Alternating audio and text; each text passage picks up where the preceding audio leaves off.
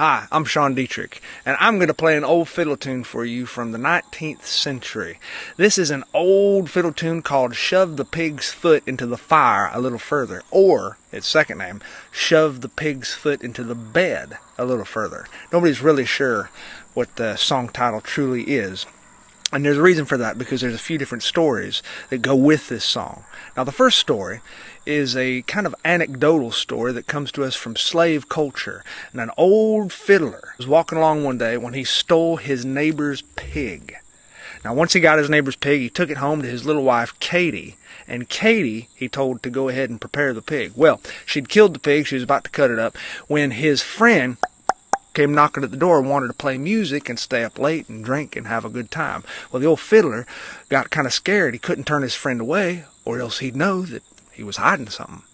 So he told little Katie, put the pig in the bed. They put the pig in the bed. They covered it up to look like a human.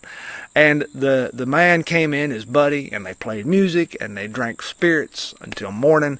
And while they were playing, the pig's foot was sticking out from beneath the covers. So the old fiddler spoke to his wife in code and said, shove the pig's foot a little further in the bed, little Katie. The second story is the one that is probably the most true, I believe.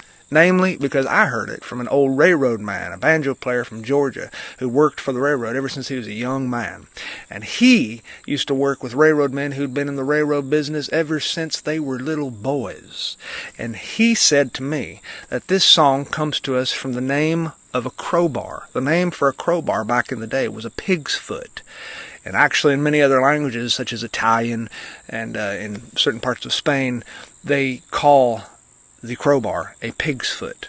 The pig's foot was used to straighten out big pieces of steel track that would get kind of warped and bent in alignment when the trains would go past them. So these men would go out there and they'd use their crowbars to straighten up the tracks. Well, at night, after their crowbars and pig's feet had taken abuse, they would shove their pig's feet into the fire, the same fire that their wives cooked at.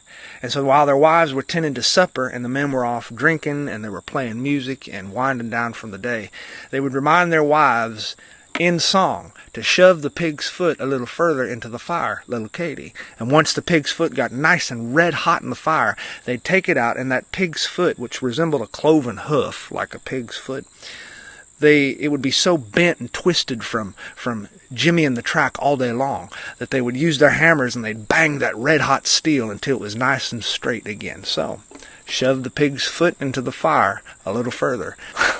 I'm going to play it for you now.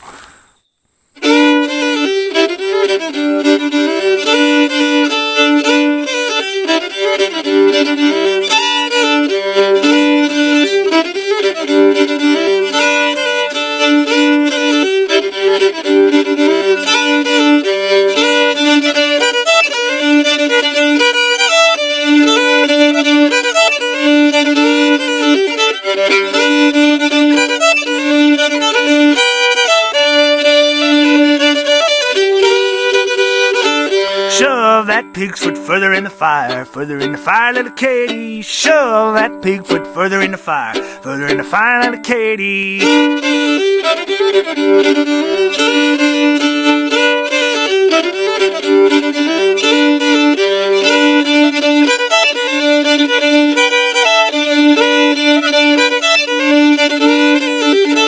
Shove that pig foot further in the bed, little Katie. Shove that pig foot further in the bed, little Katie.